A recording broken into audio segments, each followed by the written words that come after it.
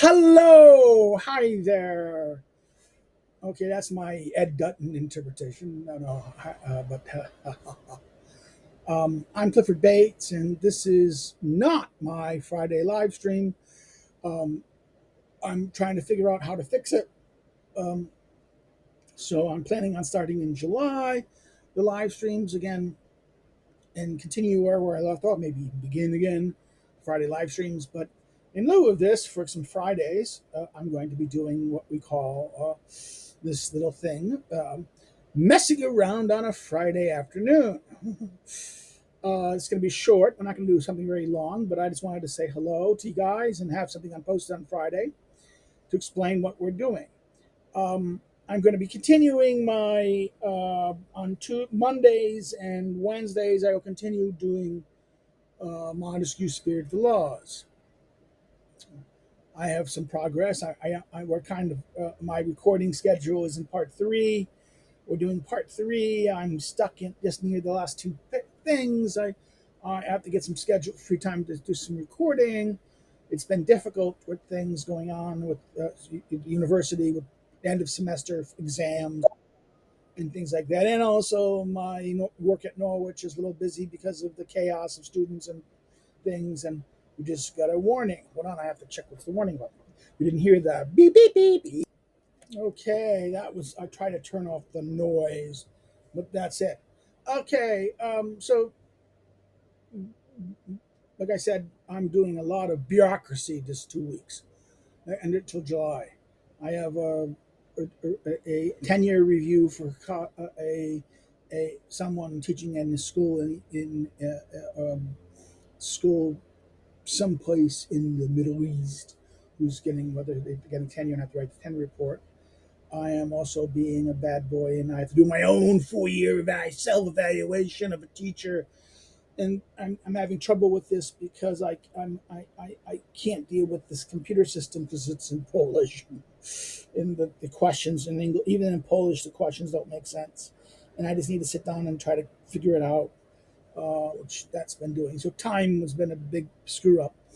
I got an article back, and it's gonna screw. It's screwed. I got something back from a review with some good useful comments, but it realized that I'm going to have to totally change what I was planning, and this took a day of saying, okay, I'm going to just rewrite, do my Aristotle's politics. I'm going to have to make two books. I can't do one book. I'll need 3 more years to do it. So I've been like all this stuff about as a scholar I've been dealing with. Now, up to you guys. This is the thing is I have to go with you guys now. Something for you guys. I'm doing, like I said, I'm doing my Montesquieu things on Tuesday, Thursday, Monday, Tuesdays. I have started the new thing. I finished the Carl Schmitt concept of the political, and I'm starting. We're doing Kozhev's authority. We're making some headway on that, slow but surely.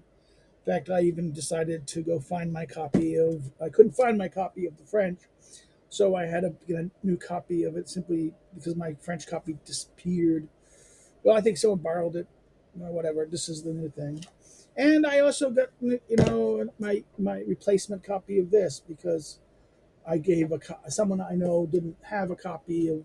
My God, he didn't have a copy. A colleague never read. He read Schmidt one time, but he didn't have him, and it was his birthday, so I said, "Okay, take my copy. You can have it. You can have it." And I just replaced it, and it was kind of this is. I had the other editions, but this is the good one with um, it has the new translation of Strauss in the back, and the essay of depolitization, which I gave a review for. So the Schmidt stuff is, this has been some aspect. In my private seminar that we're doing online with some American colleagues, which is not on the website because I can't do that because they're, it's it's okay. We're using Google Meets. It's basically things, and it's not necessary.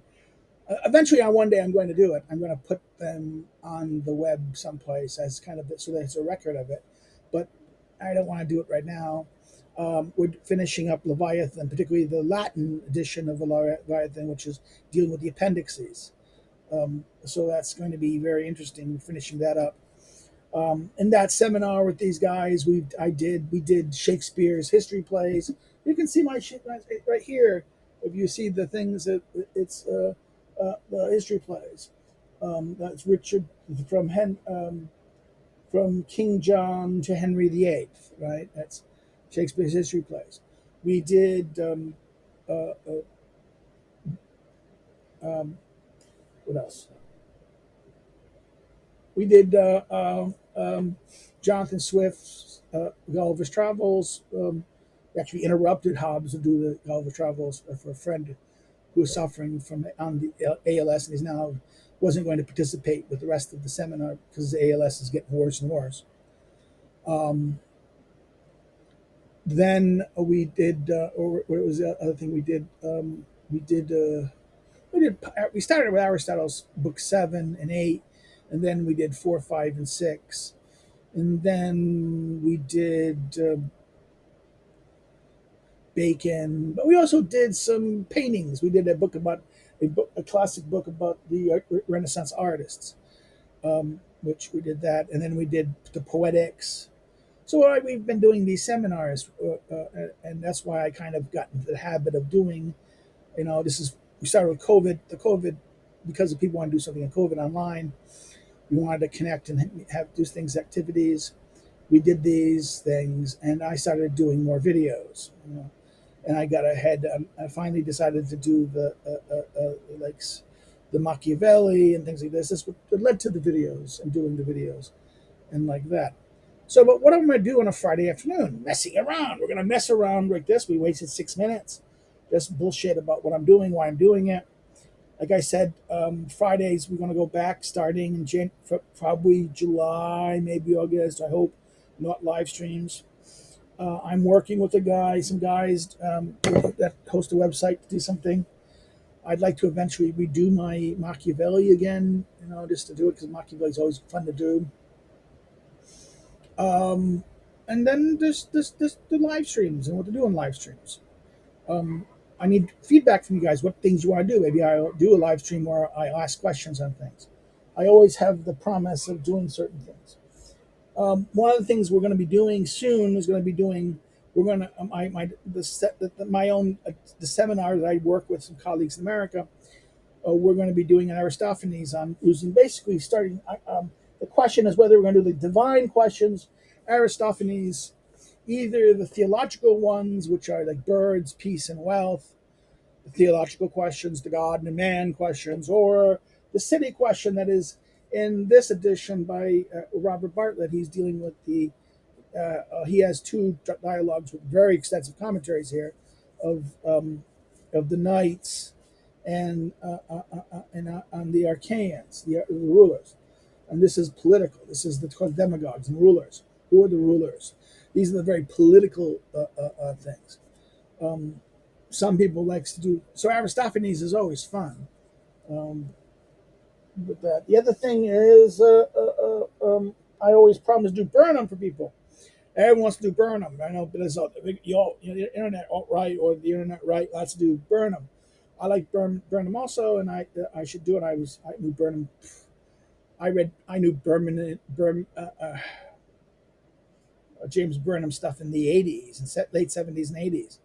So I was always aware of him. I was aware of him before he became popular. Okay. Um,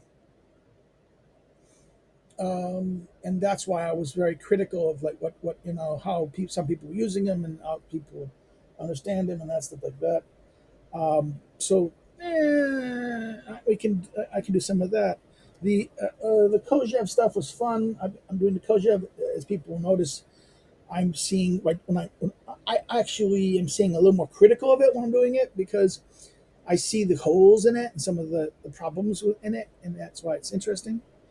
Um, the other thing I've been reading recently is Patrick Dean's new book, Regime Change, which is a kind of his, while was it his book, earlier book that became famous of why liberalism failed was a negative critique, right? That was a critique. This is more kind of his kind of part of the post-human, the post-liberal order blog that he and others that did, and the idea of the positive aspect of this. Now, it's just funny that you get people like Cornel West liking it. Cornel West liking it. And I was always said Deneen was always a student of the left. He was a Carrie McWilliams student, okay, at Rutgers. Was very much influenced by Christopher Latch.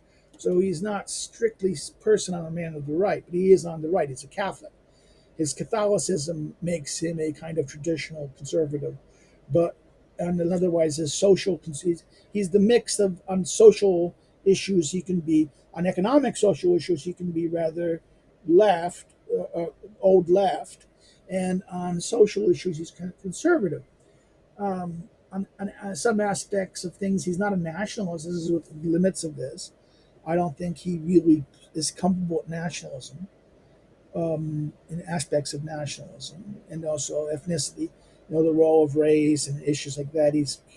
The Catholicism has a view of common humanity, and that as that that's the problem with Christianity as a political form, is that, and particularly the Catholic Church as a political form, is that it tends to be a cosmopolitan entity, and therefore it is globalistic in its view of the political order, in ways that are things. But this is a very good book, and there's been some criticism of it being vague, and I think yes that I think this is more written for a general audience than he's an academic writer, tries doing it, but at the same time he's trying to do this, and therefore he's popularizing it. He's trying to it's the book is divided into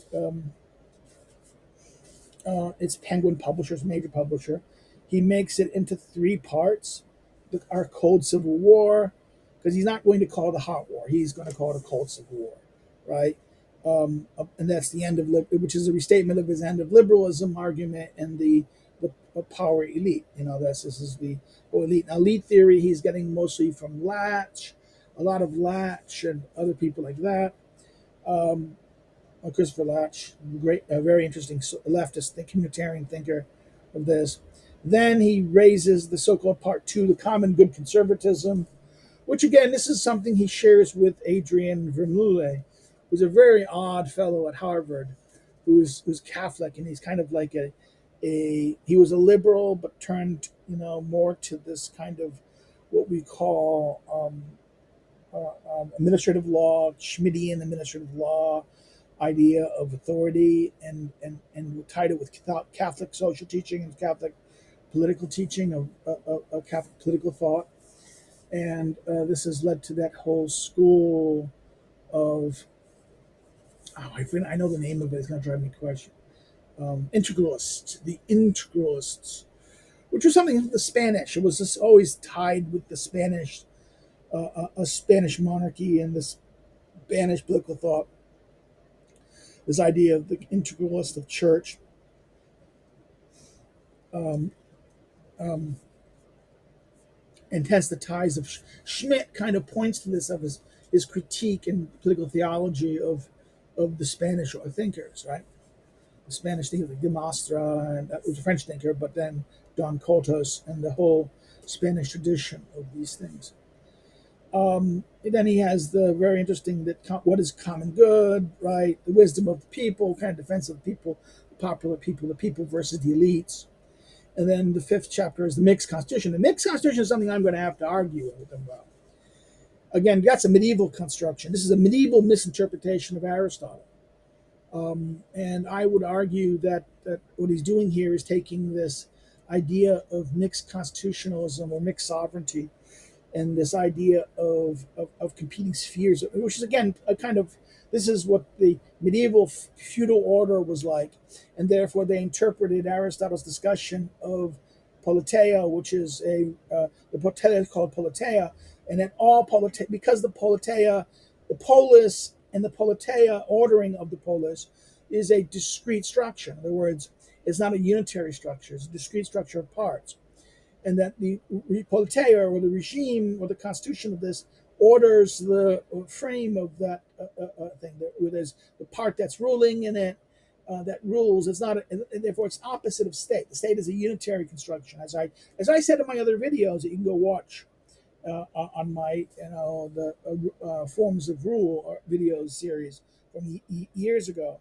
which I wouldn't repudiate at all. I think that still holds true. That the regime is, and tied to my book about regime, right? The centrality of the regime, which I again did kind of an explanation of this, what brought me onto YouTube in that sense.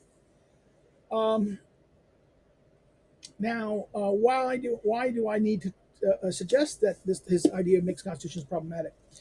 Because he's trying to bring. Because how is that different from pluralism?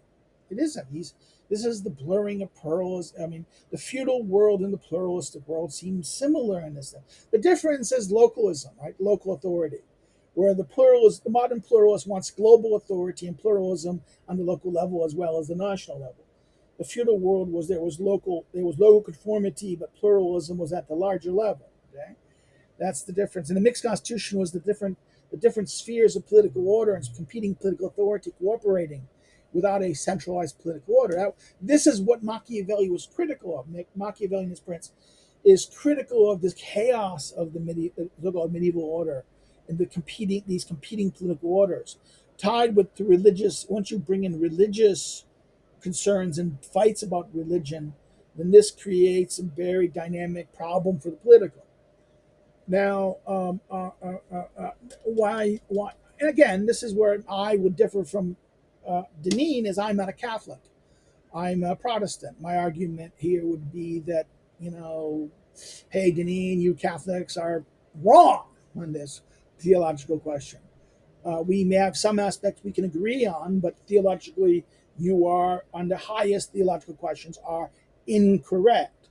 Now, as a Protestant, and particularly my understanding of this, is that we don't want to kill each other about this. We can, I don't, as long as that you're not going to try to make me believe and comply in the civic order with what you believe, um, I can let you live. I don't have to think you're right. The same attitude. That's what toleration is. Toleration is not loving you, not accepting you as what you are, but leaving you alone.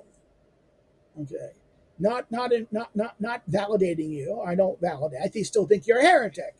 I think you're going to hell ultimately. Okay, you're going to hell. It is that your question of you're going to hell is not a political question.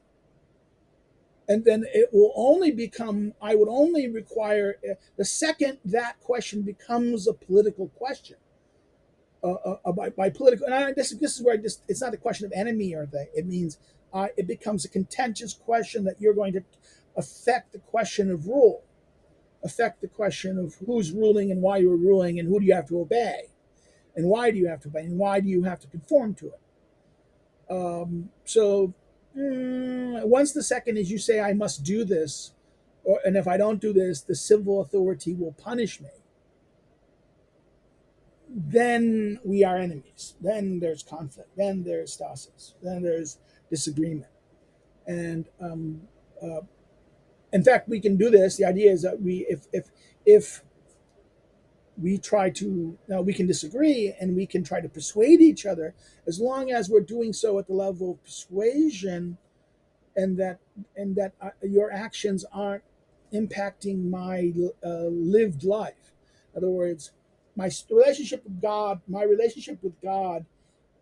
um, my relationship with the divine or the holy impacts me in the holy. It doesn't necessarily directly impact me and other people.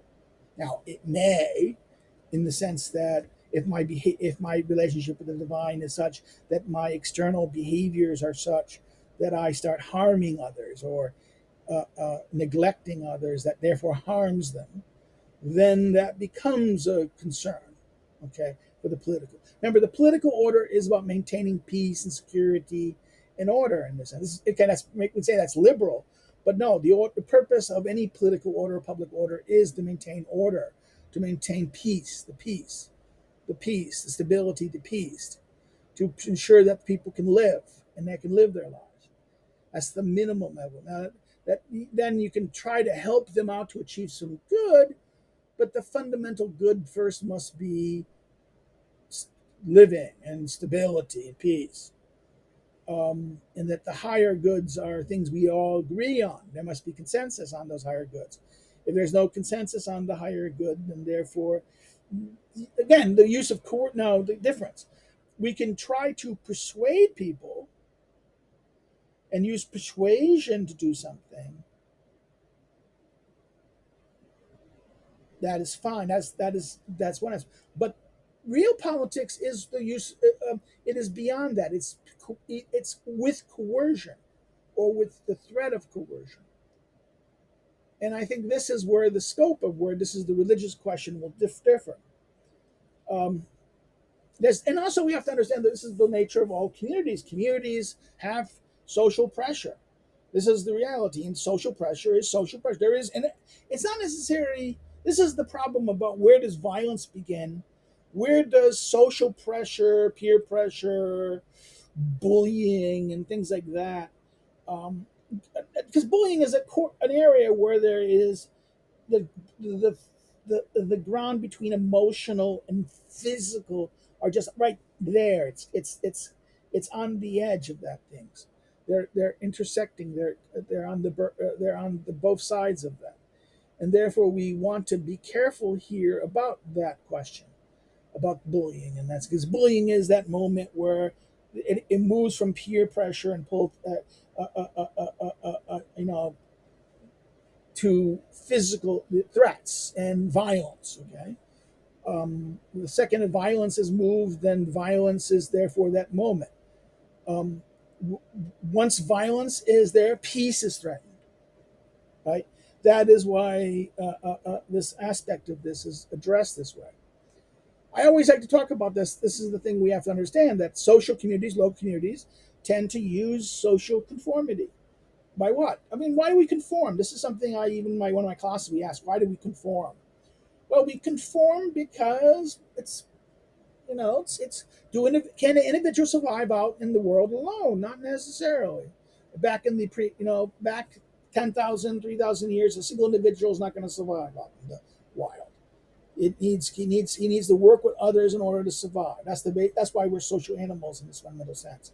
That our nature as human beings is social, political, because it is our ability to flourish is achieved in a society with others or association with others. And therefore, first we are able to, we can't reproduce by ourselves.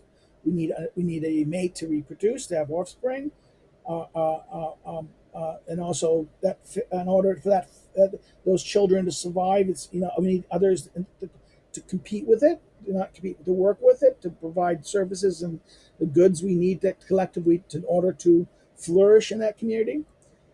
So therefore, but therefore, the group being part of a group that allows us to get benefit. Right. This is the benefit. This is the usefulness aspect of it.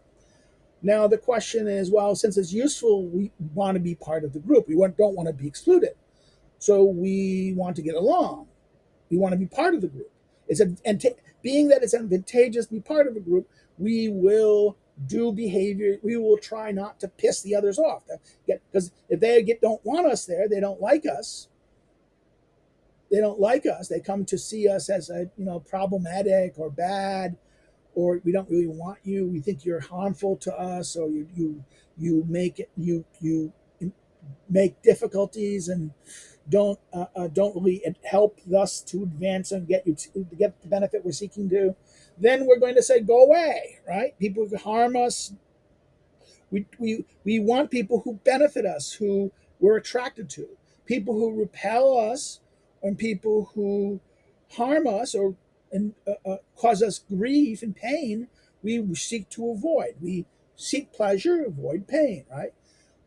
So therefore we understand that people understand that, and therefore we tend to mimic monkey see, monkey do. Right? We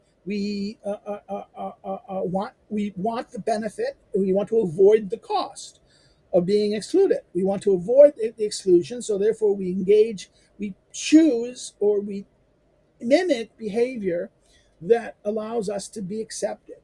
This is why people form groups in the way they do, and the activities the way they do. And there is therefore this is that verge. But then the question is to to what level? This is the problem with modern liberalism. Modern liberals, everyone can be there what they want. No, the nature of groups is conformity. Groups are going to want to have people like them, similar things, things that they share agreement on. They share. Now, yes, groups can interact with other groups to get benefit from different groups, but they're groups. In other words, try that with mere individuals. You can only try that economically. You couldn't try that for anything more. It will fall apart. The group, it won't last as a group. So this is the nature of this, that you can have pluralism at a group level. In other words, not I mean at among groups, but with what you try to enforce pluralism within a group, unless it's very large, and therefore you can have smaller subgroups. What will end up happening is isolation and things like what Emil Durkheim would call atomy, or what Tocqueville calls as individualism, which is this isolation, this individual isolation from one another and powerlessness that therefore makes us not able to, makes us powerless, and we just merely submit to the powers that be. Okay, this is why, and this is my messing around for Friday afternoon, thinking about these things with you guys, and to explain why we do this. So again, why I talk about that is because this is what the problem with the mixed constitution order. So yes, the regime in that structure is a mixed constitution, but it has so composed of the nature of local communities.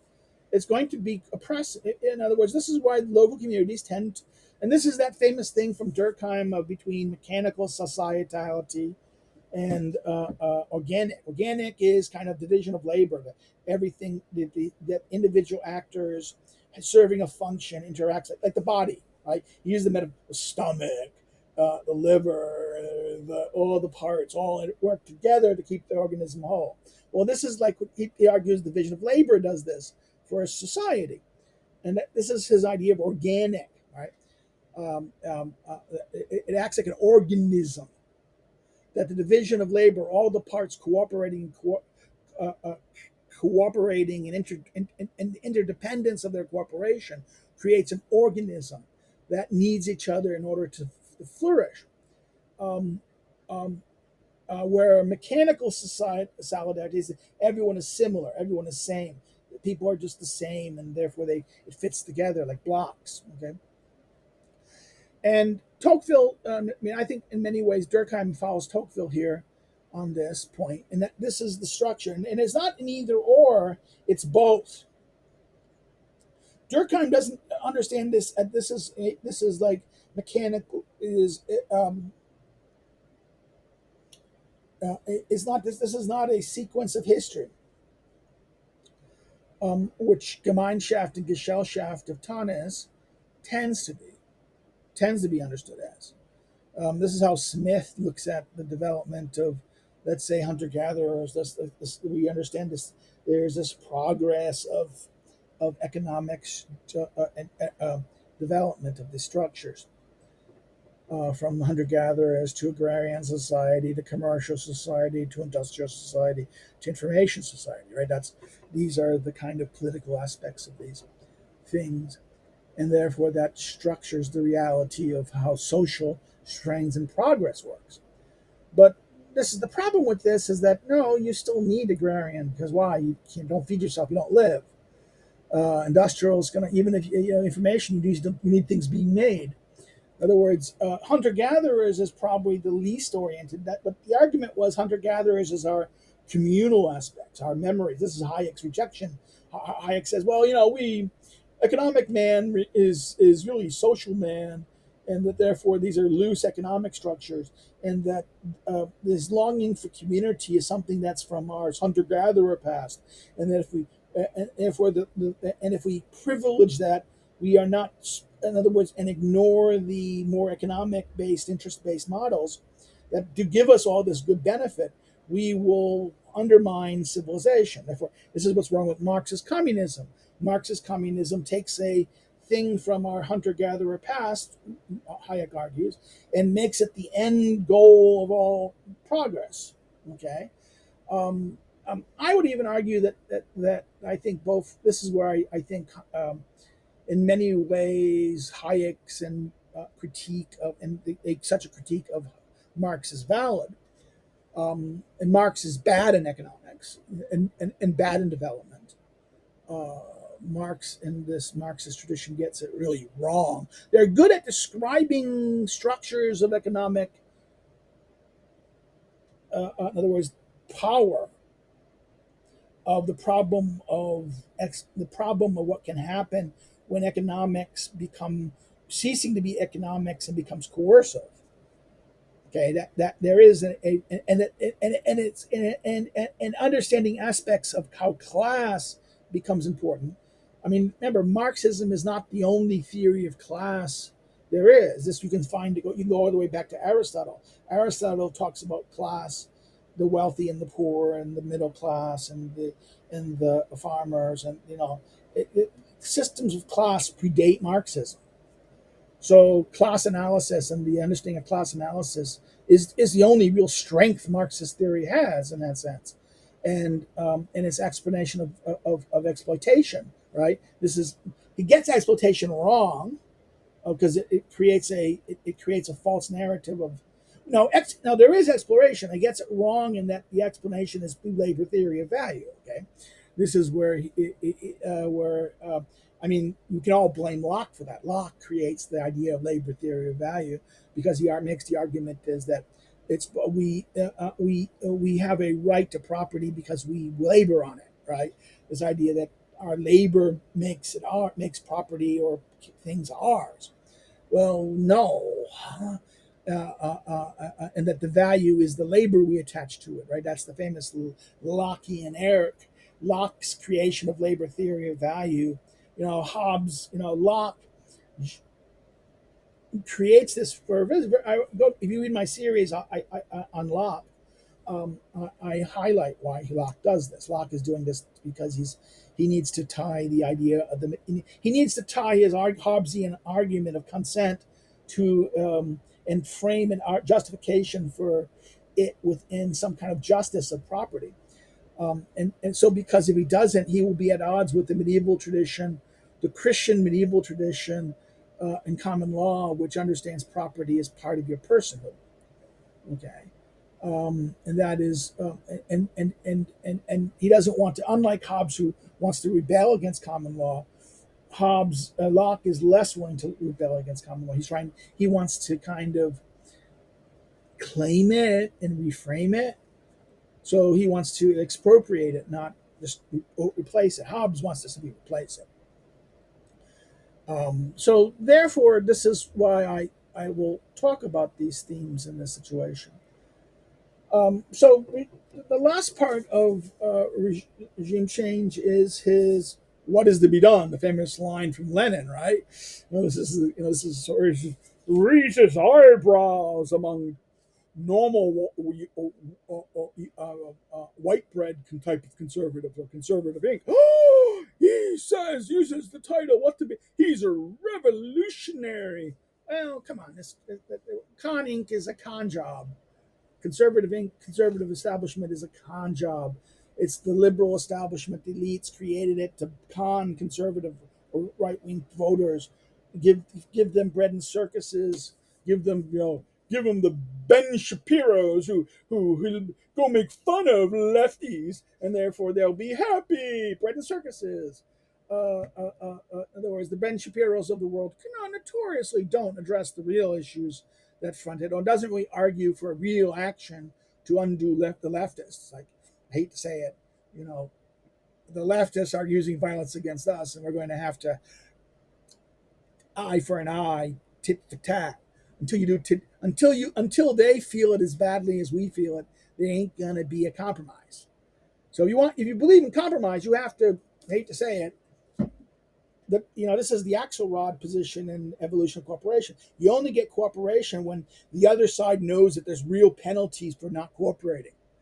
Okay, so until the this is what my point is. If you want to, if the left cancels you to right wing people, then right wing people need to go in and cancel and obstruct left wing speech. You should be doing that to left wing professors. You should be doing the same thing they do to right wing professors. You do the right needs to start doing to left wing. Tit for tat. Now, oh my God, we shouldn't. Two wrongs don't make a right. Yeah, no, that's something like that. Yeah, yeah. Two wrongs don't make a right. But until there is a cost, until the left feels a cost for their people doing this behavior, they won't stop it. Okay. So therefore, that's the problem of the. You have to understand this is game theory 101. This is why until they learn the cost and feel the costs of them permitting their actors doing this, then and only then they'll say, "Oh no, no, this is not good. So let's agree not to do this." That's how civilization happens. Okay. That's why you need to have bloody. This is why we. This is the. All civilization happens because of the bloody path of conflict and strength. This is why Burke is right. That Burke, in his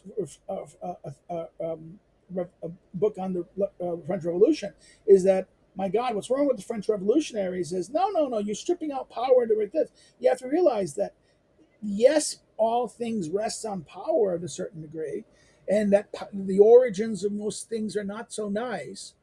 But what happens is over time we made power gentle, and now you're going to undo it. Only thing you do is going to reset the thing, and the future leaders are not going to say, "Well, the other guys got wiped out, so why should I now do your."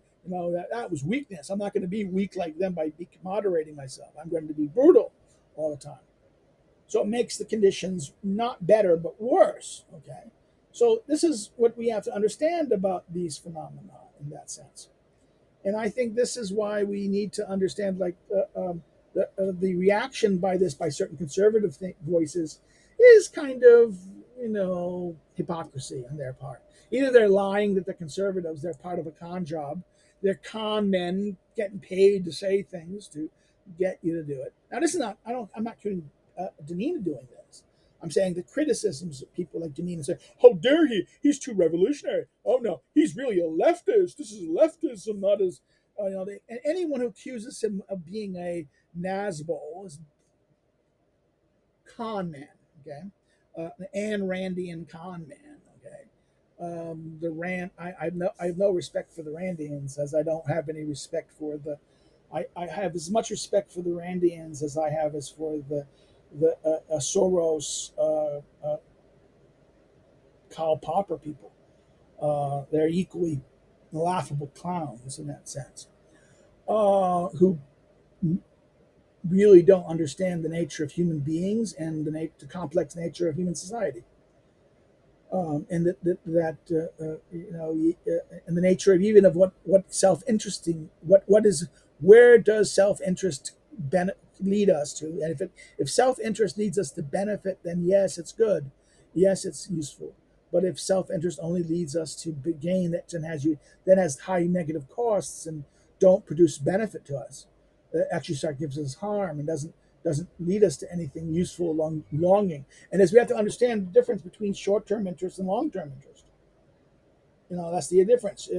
And the idea of there's a long-term, yeah, and the long-term interest really should benefit, should give flourishing, should give us happiness, should allow us to have live a good life. If it's a miserable life, it's if self-interest and long-term going only thing gives us is perpetual quests of as Strauss rightly calls Locke, the joyless quest for joy, right? Where there's no joy. We seek joy, but we never obtain it. It's only just a labor and coercion and endless toil, all done for the sake of not in being able to. And then when you're finally able to do it, you're least able to enjoy it. Okay, that's the whole nature of it.